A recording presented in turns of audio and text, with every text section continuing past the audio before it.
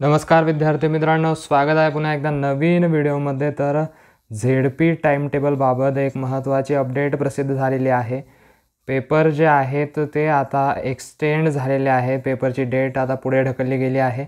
नेमकं कोणत्या पदासाठी डेट एक्सटेंड झालेली आहे, पुढे कोणते पेपर, कोणत्या पदासाठीचे पेपर पुढे ढकलले गेले आहेत, तर ती सगळी माहिती आपण या व्हिडिओमध्ये बघणार आहोत। त्यामुळे व्हिडिओ शेवटपर्यंत बघा आणि आवडल्यास लाईक नक्की करा। तर चला बघूया नेमकं कोणते पेपर पुढे ढकलले गेले आहेत। तर आपण ग्रामविकास विभागाने कालच परिपत्रक प्रसिद्ध केलं आहे आणि त्यामध्ये त्यांनी तसं दिलं आहे की कोणते पेपर पुढे ढकलण्यात येणार आहेत। तर आता चला बघूया नेमकं कोणते पेपर पुढे ढकललेले आहेत।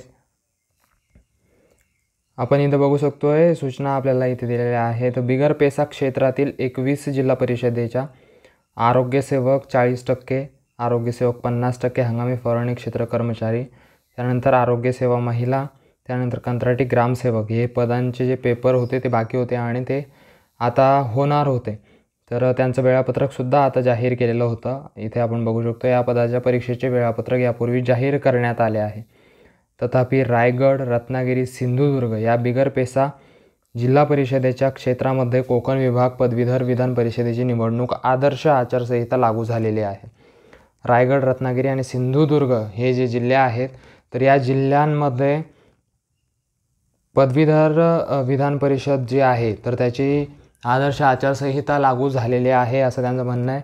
आपण बघितलं होतं की बिगर पेसा क्षेत्र जे आहेत तर त्या क्षेत्रामध्ये त्याच जिल्हा परिषदांची जी परीक्षा आहे ती घेण्यात येणार होती।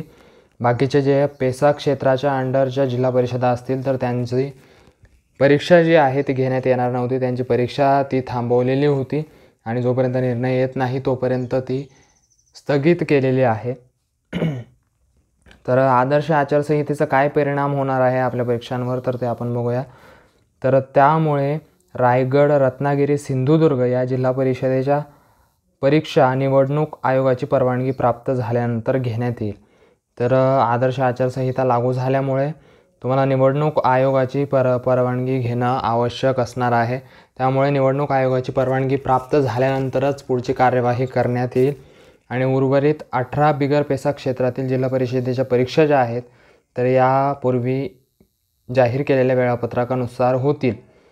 तर यापूर्वी जे जाहीर केलेलं वेळापत्रक आहे तर त्यानुसार बाकीच्या 18 ज्या बिगर पेसा क्षेत्रातील जिल्हा परिषदा असतील तर त्यांच्या परीक्षा होतील। तथापि रायगड, रत्नागिरी आणि सिंधुदुर्ग हे 3 जिल्हा परिषदा ज्या आहेत तर त्यांची तात्पुरती आपण स्थगिती म्हणू शकतो। तर तात्पुरती या परीक्षांवर स्थगिती आलेली आहे, कारण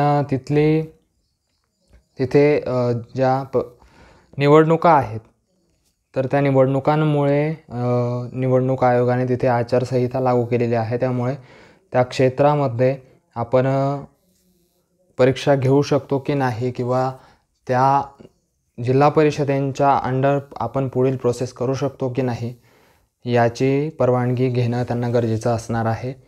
उर्वरित ज्या झेडपीच्या जिल्हा परिषदांच्या ज्या परीक्षा असतील तर त्या वेळापत्रकानुसारच होणार आहेत। तर आपण इथे खाली बघू शकतोय उपसचिव जे आहेत ग्रामविकास विभागाचे तर त्यांनी हे परिपत्रक जे आहे, जी सूचना आहे ती प्रसिद्ध केलेली आहे आणि लवकरच आपल्याला रत्नागिरी, सिंधुदुर्ग आणि रायगडच्या वेबसाईटला ही जी सूचना आहे ती आपल्याला प्रसिद्ध झालेली दिसणार आहे। तर थोड्याच वेळात किंवा मग लवकरच आपल्याला ती सूचना त्या वेबसाईटला प्रसिद्ध झालेली दिसेल। ही सूचना माझ्याकडे जशी प्राप्त झाली तशी तुमच्यापर्यंत पोहोचवण्याचा प्रयत्न मी केलेला आहे। तर तुम्हाला जर व्हिडिओ आवडला असेल तर लाईक नक्की करा आणि अशाच नवीन अपडेट्ससाठी आपल्या चॅनलला सबस्क्राईब करायला विसरू नका आणि आपलं जे टेलिग्राम चॅनल आहे त्यावर अपडेट नेहमी येत असतात, त्यामुळे टेलिग्राम चॅनलला देखील सबस्क्राईब करायला विसरू नका। तर चला भेटूया पुढच्या व्हिडिओसह, तोपर्यंत काळजी घ्या। All the best.